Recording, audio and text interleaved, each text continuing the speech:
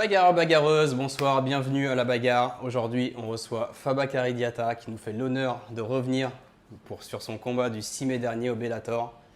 Et cette fois, c'est avec des verres parce qu'on l'avait reçu en période de préparation et c'était le Ramadan. Donc bonsoir Fabakary. Bonsoir. Merci d'être avec nous. Ça fait plaisir. Ouais. Alors, on revient sur ce combat. Malheureusement, première défaite par décision partagée. Première question qui va froisser forcément. Comment tu as vécu cette première défaite à Paris? On va dire, je l'ai pris un peu amer, on va dire. D'accord. De la façon où... Alors, amer parce que c'est une décision partagée, parce que c'est pas une défaite nette.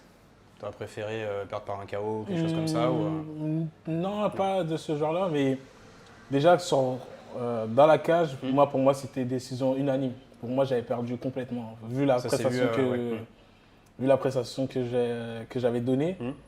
Et en fait, il y a eu quelques trucs que je n'avais pas fait, c'est pour ça que j'étais tellement frustré. D'accord. C'est que j'avais ce goût amer, je n'ai pas tout donné. D'accord, tu n'as pas, donné la prestation que tu aurais voulu. Ouais, et si, ça s'est vu perdu, effectivement à la décision, Ouais. Effectivement, au troisième round, tu baissais la tête, tu savais que de toute façon que c'était perdu. Donc tu as été surpris par la décision partagée. C'est ça. En fait, j'ai appris, on va dire, une heure après. D'accord. Pour moi, c'était unanime. Donc, on va revenir un peu sur les différentes phases du combat et voir un peu ce qui s'est passé, avoir ton avis aussi, ton avis à l'intérieur de la cage et nous, comment on l'a vécu de l'extérieur. Mais première question, deuxième question pour le coup. Est-ce que la préparation pendant la période de Ramadan, est-ce que ça a joué sur ta performance ce soir-là? Peut-être. Franchement, je ne pourrais pas le confirmer à 100%. Peut-être ça a joué, peut-être ça joue au moral. Je ne sais pas du tout sur le fait que j'étais tellement concentré que sur le combat. Peut-être physiquement, je ne me suis pas dit, peut-être j'étais fatigué ou pas. D'accord. Donc peut-être je me suis dit, bon, même si tu es fatigué, mets ça de côté. Oui, de toute façon, c'est ça. Tu es là, tu es à Paris. C'est ça, donne-toi à fond et on verra. Alors, on revient sur cette sensation quand même. Tu es rentré dans la cage, dans Bercy, blindé, 10 000 personnes. C'était fou. C'est quoi les sensations quand tu rentres juste avant d'entrer sur le ring, quand tu marches et quand tu as la musique de ton entrée? Franchement, je ne m'attendais pas. Je m'attendais pas. Parce que tu as déjà connu Bellator à Londres. C'était pas ton premier combat au Bellator. C'est ça. On rappelle. Et dire que les gens scandaient mon nom, ils disent ouais, c'est chaud. C'est chaud, les gens ils sont venus pour moi. J'ai dit faut pas merder. Mais bon, ça s'est pas fait. Mais quand je suis rentré, je dis c'est chaud, waouh. Du monde. Tu sais, tu veux regarder à gauche, à droite, mais je dis non, reste concentré, regarde. Focus. Et même quand je marche sur l'espèce d'estrade, j'entends les gens d'à côté qui crient. Parce que les gens ils sont à côté, vraiment ceux qui sont. J'ai dit c'est chaud. Donc grosse différence par rapport à ce que tu avais vécu à Londres quand tu avais combattu. Tu es pratiquement inconnu quand tu combats à Londres, là c'est à la maison. C'est vrai. Et est-ce que tu as ressenti un stress supplémentaire qui t'a peut-être bouffé aussi pendant le combat? Je pense aussi, parce que je me suis dit, je suis à la maison, les gens ils sont venus pour moi, ou peut-être pas, mais bon. Ils sont venus me soutenir et je connais des gens qui sont Voilà, c'est ça. Et je me dis, j'ai pas droit à l'erreur. Et sur le coup, peut-être c'est ça qui m'a bouffé le cerveau en fait. Je me suis dit, faut pas faire l'erreur de faire une connerie. Et je pense que je vais tellement faire la prestation. Comme si je faisais, je sais pas moi, un exposé. On veut toujours bien faire. Voilà, c'est ça. À la maison, c'est normal. Est-ce que depuis tu as revu le combat? J'ai pas revu le combat, mais j'ai que des flashs. Parce que tu souhaites pas le revoir? Ou parce que vraiment tu veux passer à autre chose? En fait, j'ai vu quelques extraits, on va dire, par rapport à mon adversaire. Parce que je ne veux pas dire qu'on s'est parlé, mais bon, on s'est suivi mutuellement sur les réseaux. Et bonne entente du coup? Bonne entente, c'est tranquille, on va dire. J'ai pas d'animosité. Même après, bon, même si on ne pouvait pas vraiment communiquer, mais on s'est compris que c'était un chute. Ok. Donc du coup, première défaite, est-ce que là tu te dis, est-ce que tu es focalisé sur cette première défaite et tu es en mode plutôt je travaille sur mes points faibles ou alors vraiment tu continues sur ta lancée, ton entraînement, ton plan de progression et tu travailles tes axes d'amélioration comme si tu avais gagné en fait? Non, ça vraiment, cette défaite-là, on va dire, on a tapé sur là où le truc qui me manquait en fait. D'accord. On va dire pour performer pour la suite parce que plus on monte, plus les gens ils sont complets. Bien sûr. Et là, sur le fait que même si l'adversaire était sur une défaite et il était presque au même score que moi, ça s'est vu direct sur le combat et on ne peut pas être fort sur une seule discipline. On va dire là, sur le combat, j'étais axé que sur le pied-point, ni sur la lutte et le grappling. Et ça fait la différence. Bien sûr. Et je me suis dit, bah, même si j'avais déjà vu cette performance, je veux dire, ce manque avant. Oui, là, ça a Mais vraiment ouais, mis, là, ça a mis la lumière dessus. c'est et ça. Tu sais, Voilà. donc tu dois travailler toutes les phases du combat. C'est ça. Même si tu les travaillais avant, Ouais, forcément, mais ça là, t'a mis le déclic et tu sais que tu sais au moins sur quoi travailler. C'est ça. Ça me fait la transition parfaite. Du coup, on va revenir un peu sur le combat plus en détail, plus en technique, parce qu'on aime ça aussi à la bagarre de parler technique. Ouais.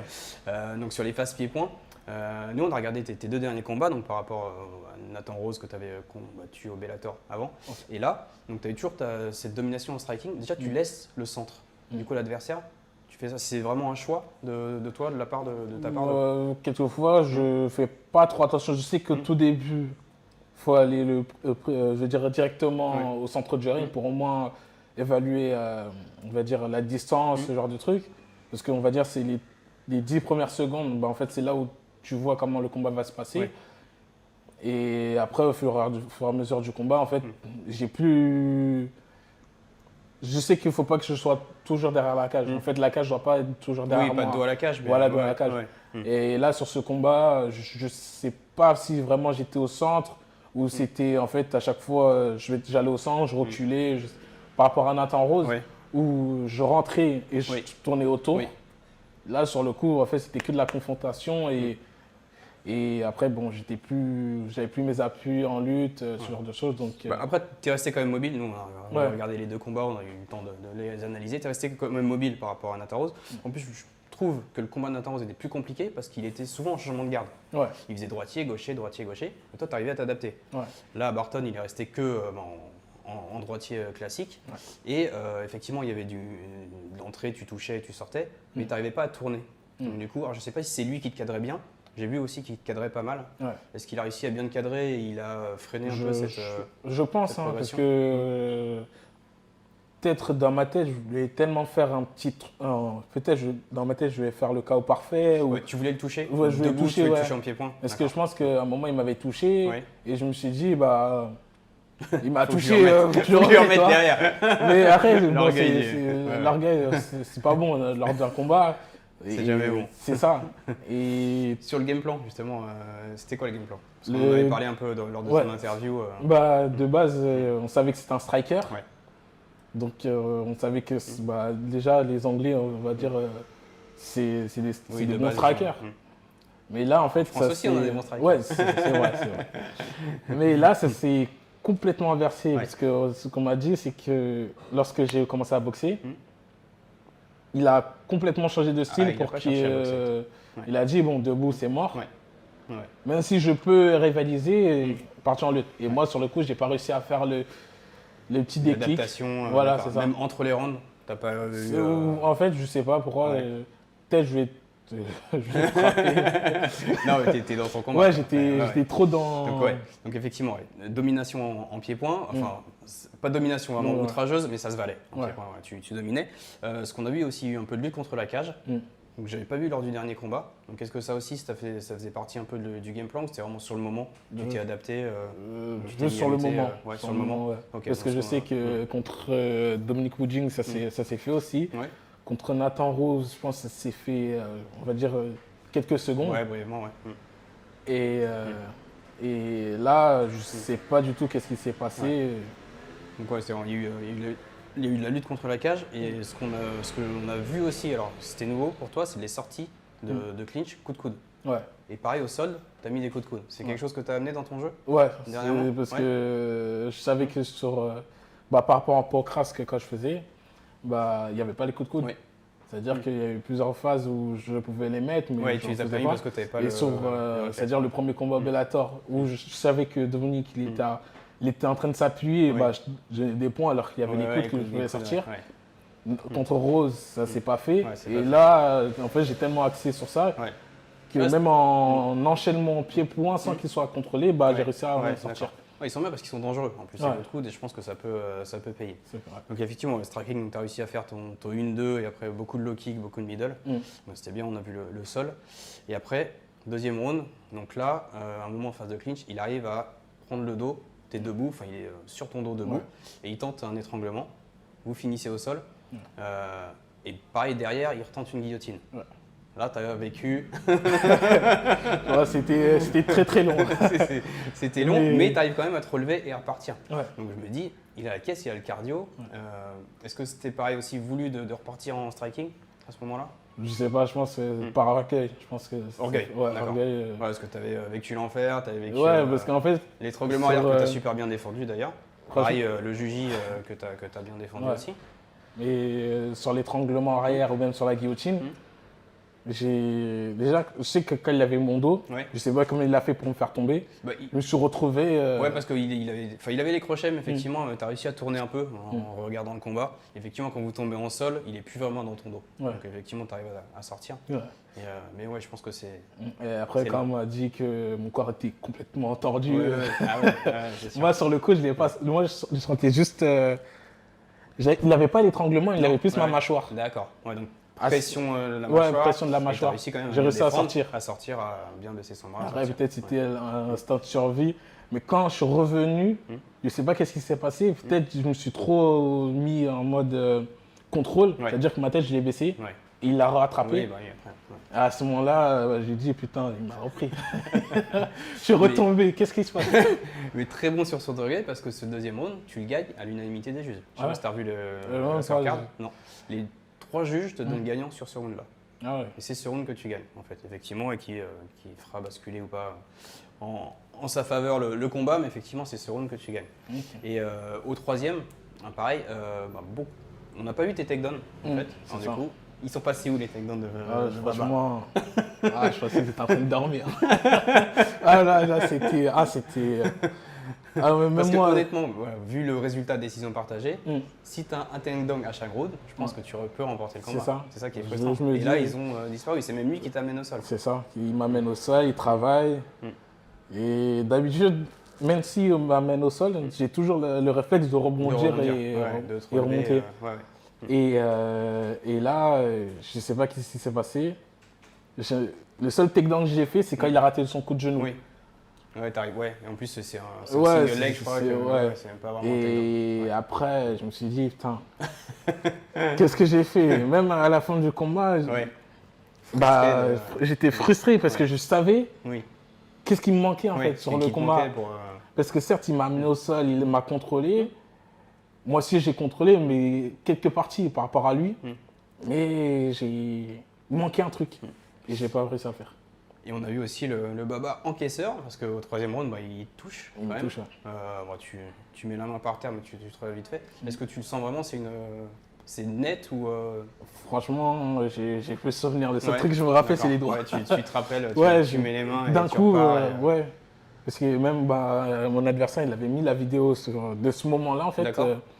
En fait, on s'échange, il me touche en bas, mais moi je suis toujours en haut, et d'un coup il remonte, et d'un coup mes mains ils partent, je m'éteins.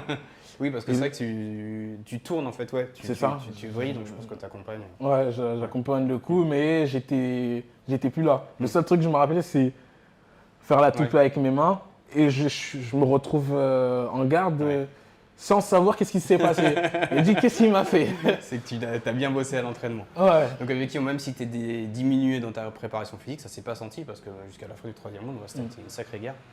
Et franchement, beau combat. Après, ça se solde pas comme on aurait voulu. C'est ça. Malheureusement. Bellator, donc il te reste combien de combats au Bellator? 2 combats. D'accord. Je pense que tu n'as pas encore ton adversaire, tu sais pas quand tu combats? Non, pour l'instant, non. Mais bon. Je pense que, vu la prestation que j'ai donnée, il va se dire peut-être qu'il n'est pas fort en lutte ou au grappling. Donc, je vais m'axer sur ça, mais sans trop oublier le pied-point. Ouais, tu restes sur tes points forts, c'est ça. Pied-point, mais tu vas mettre un peu peut-être de lutte. Enfin, lutte, non, ça va. C'est vraiment le sol peut-être que tu… Ouais, en fait, tout, en fait. Parce que si j'ai pas réussi à faire quelques takedowns, c'est-à-dire qu'en fait, il me manquait quelque chose dans ma préparation que je n'ai pas pu faire. Peut-être des transitions. C'est ça, les transitions, ou même dans ma tête, en fait, ça c'est plus venu naturellement, en fait. Donc, on va travailler ça et Bon, moi, tu sais sur quoi bosser Ouais. pour l'avenir. c'est ça.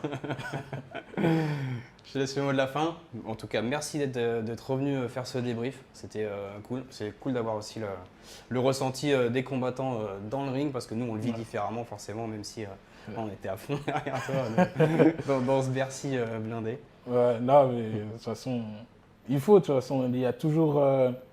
Certes, il y a pas. Il y a des moments de joie, des moments tristes, tout ça, mais Ça fait partie de la vie. par rapport au combat, bah, juste après, bah, j'ai eu le ressenti de plusieurs combattants qu'ils avaient combattu ce soir-là. Et ça m'a donné l'envie De continuer. de continuer, Ouais. même si j'ai toujours l'envie de continuer, mais ouais. là, ça m'a. Ça t'a conforté dans Ouais, l'idée voilà. que tu avais quelque chose à C'est faire. ça. C'est-à-dire dans que les MMA. même quand j'étais dans le couloir avec Lucie Berthaud, Oui. elle m'a réconforté, les messages, même Romero, même si on Oui. n'arrivait pas à se comprendre en parlant, mais ce qu'il m'a dit, il a dit baisse pas la tête, reste toujours droit, reste Ouais. toujours la tête haute. Ouais. Et sur le coup, ça m'a. Ouais, ça t'a galvanisé quoi. Ouais, voilà. Ouais. Et même Tchèque Congo qui m'a retrouvé juste après l'hôtel, bah, Ouais. quand on s'est revu, il m'a dit félicitations. Même si j'ai perdu, il m'a félicité et ça m'a. Ouais. Ça m'a donné du plaisir en fait, ça m'a redonné le sourire même si j'avais la tête froncée en mode. Tu sors d'une victoire, enfin d'une défaite. Donc C'est ça, normal. et Tu l'as félicité pour son combat ou pas? Check. c'était pas la même chose parce que là sur le coup, pour moi, j'ai été. T'as regardé son combat d'ailleurs? Oui, j'ai regardé son Ouais, combat. t'avais quand même la tête à regarder. Ouais. Et juste en 2 mots, qu'est-ce que. Ouais, franchement, Bader, il a eu de la chance parce que. Parce qu'après, peut-être Bader, il s'est dit, debout, c'est mort. Parce que les quelques coups que Tchèque il a donnés, Ah, c'était dangereux. Hein. Bader, il a commencé à trembler. Après, il est parti en lutte et il a fait que ça sur les 5 rounds. Après, il a tué le combat. Mais bon. Il a tué le combat, mais il faut se dire que Tchèque, il a tenu parce que se faire charger 5 rounds en Ouais. lutte, Ouais, je pense qu'on se rend pas compte de la les pression bras à la fin, que c'est quoi. Ouais, c'est ouais. mort. Oui, en plus, Bader, ouais, c'est un lourd quoi. C'est un vrai. C'est ça. C'est un lourd et avoir quelqu'un qui te charge pendant 5 rounds, Ouais. c'est chaud. Et dès qu'il se prend une droite, il a compris, il a dit Ouais, c'est ouais, mort. ouais. Mais bon, Ça marche. Bon, bah, retour à l'entraînement à la hatch c'est ça. avec les retour. partenaires, Ouais, avec Yann, Joël, Salah, tout ça. tout ça. On va bosser et va on va bosser. revenir plus fort. Exactement. Ah, faut oublier. Merci beaucoup, Baba. Merci Merci à à toi. vous. N'oubliez pas, abonnez-vous, likez, partagez. La bagarre. Ah, regarde. Merci. Merci à toi.